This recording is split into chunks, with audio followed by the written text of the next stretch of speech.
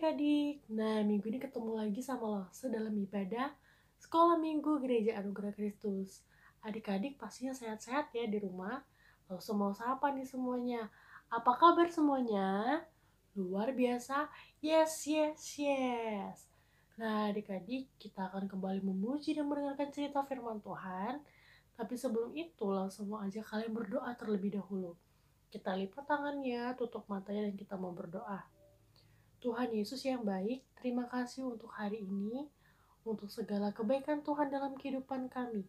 Kami bersyukur untuk pagi yang cerah, untuk nafas kehidupan dan kesehatan yang Tuhan berikan. Tuhan, sebentar kami akan beribadah, Tuhan berkati ibadah kami, dari awal, pertengahan hingga akhirnya. Kami mau tertib, kami mau fokus dalam ibadah ini. Dalam nama Yesus, haleluya, amin. Nah adik-adik, kita bersyukur ya karena pagi ini Tuhan kasih matahari yang cerah. Tuhan memberkati kita. Tuhan masih mengizinkan kita untuk ibadah pada hari ini. Dan Lose hari ini mau ajak kalian mengangkat pujian dari terbit matahari.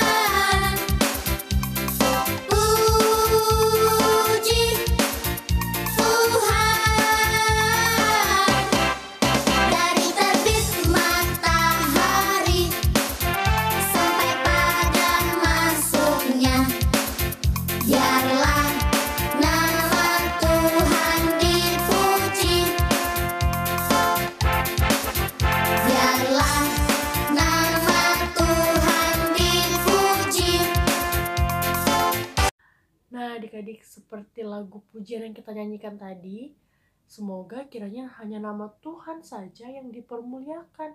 Dari mulai kita bangun, matahari terbit, sampai matahari tenggelam pada malam hari kita mau tidur. Amin. Nah, kita akan melanjutkan ibadah kita. Siapa nih yang udah gak sabar buat dengerin cerita firman Tuhan? Wah, pasti semuanya udah pada gak sabar kan? Kita akan mendengarkan cerita firman Tuhan. Tapi sebelum itu kita mau minta pertolongan Tuhan dulu, supaya Tuhan hidup dalam hati kita, supaya kita boleh mengerti firman yang disampaikan. Dan Lose mau ajak kalian untuk memuji Tuhan. Kita angkat pujian, Kau Penolongku.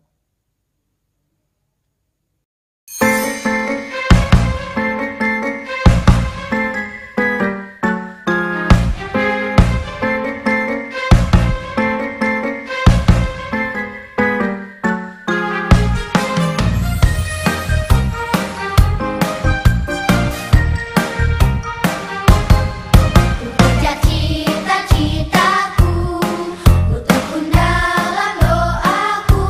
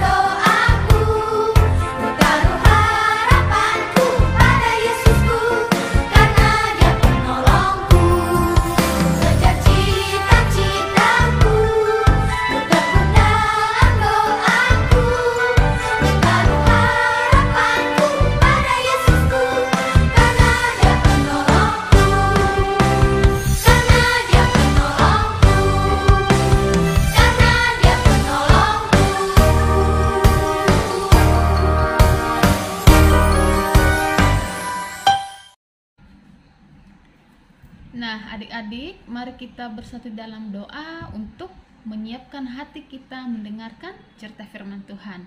Semuanya lipat tangan, tutup mata, tunduk kepala. Mari kita bersatu dalam doa. Tuhan Yesus, terima kasih kami sudah memuji Tuhan. Kami sudah bernyanyi bersama dengan penuh sukacita. Dan saat ini kami mau mendengarkan cerita firman-Mu. Tuhan menolong memberkati kami semua, sehingga kami boleh duduk diam dengan tenang, mendengarkan dengan baik, sehingga firman-Mu boleh memberkati kami. Dalam nama Yesus kami berdoa, haleluya, amin. Selamat mendengarkan.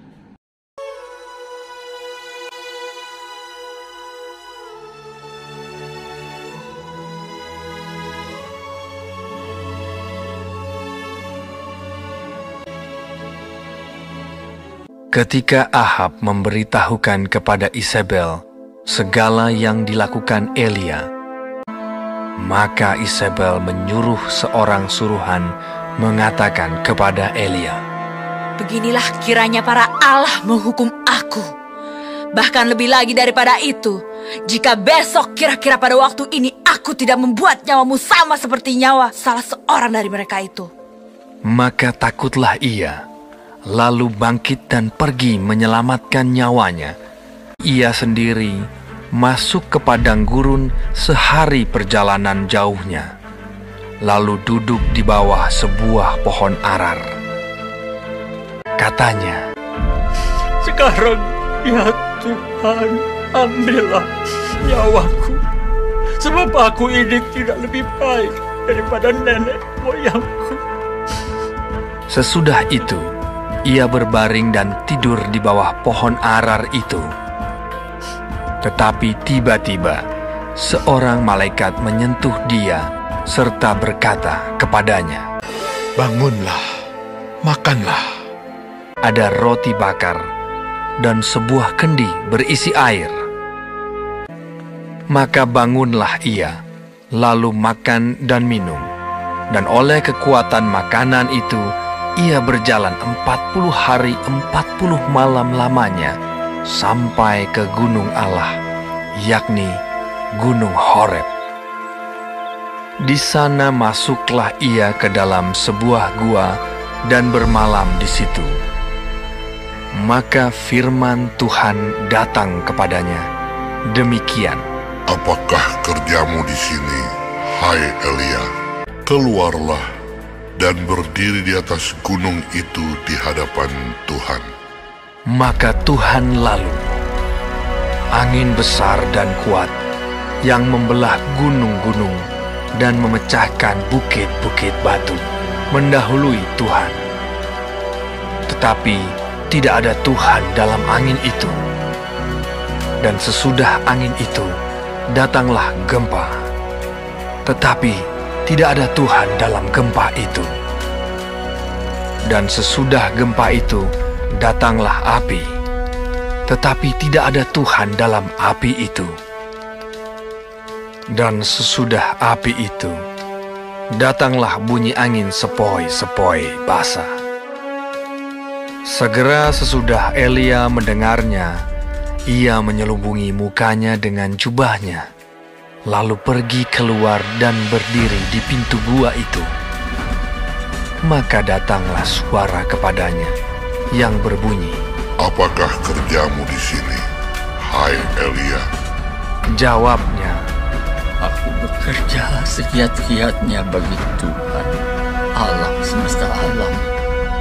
Karena orang Israel meninggalkan perjanjian-Mu, meruntuhkan mezbah-mezbah-Mu, dan membunuh nabi-nabi-Mu dengan pedang. Hanya aku seorang dirilah yang masih hidup, dan mereka ingin mencabut nyawaku." firman Tuhan kepadanya, "Pergilah, kembalilah ke jalanmu, melalui padang gurun ke Damsyik. 7.000 orang di Israel, yakni semua orang yang tidak sujud menyembah Baal. Dan setelah engkau sampai, engkau harus mengurapi Hazael menjadi raja atas Aram. Juga Yehu, raja atas Israel. Dan Elisa bin Shafat harus kau urapi menjadi nabi menggantikan engkau. Setelah Elia pergi dari sana, ia bertemu dengan Elisa bin Shafat yang sedang membajak dengan 12 pasang lembu. Bersiaplah ia, lalu mengikuti Elia dan menjadi pelayannya.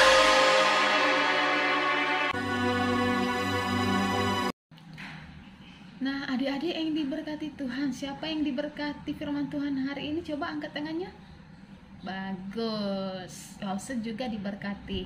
Artinya kita semua sama-sama diberkati. Nah, adik-adik masih ingat gak cerita tadi? Ya, Elia ke gunung Horeb. Ketika Isabel menerima bahwa nabi-nabinya telah dibunuh, dia menjadi sangat murka. Murka di sini ia sangat marah kepada Elia karena semua nabi-nabi Baalnya dibunuh. Nah, karena apa? Kenapa dia begitu marah?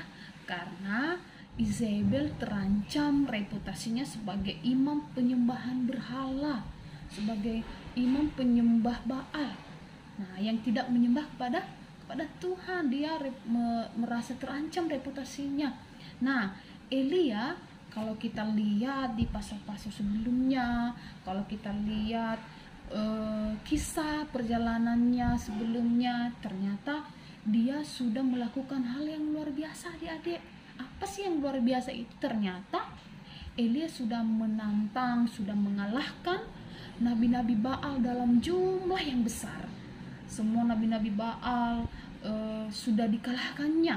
Nah, namun kenapa si Elia di sini merasa sangat takut? Kenapa si Elia tiba-tiba merasa putus asa? Dan bahkan dia meminta supaya apa? Supaya Tuhan mencabut nyawanya. Dia katakan kepada Tuhan, cabutlah nyawaku, aku ingin mengakhiri hidupku. Wah, kasihan sekali. Ternyata dia mendapatkan ancaman dari Isabel. Dia merasa ketakutan, dia merasa kengerian yang besar, dia merasa bahwa dia pasti akan mati di tangan Isabel. Apakah Tuhan mengabulkan doanya? Tentu tidak. Tadi kita sudah baca, kita sudah mendengarkan bahwa Tuhan ternyata tidak mengabulkan doa si Elia untuk mati pada waktu itu dan mati di tangan Isabel. Tuhan ternyata masih peduli dengan Elia.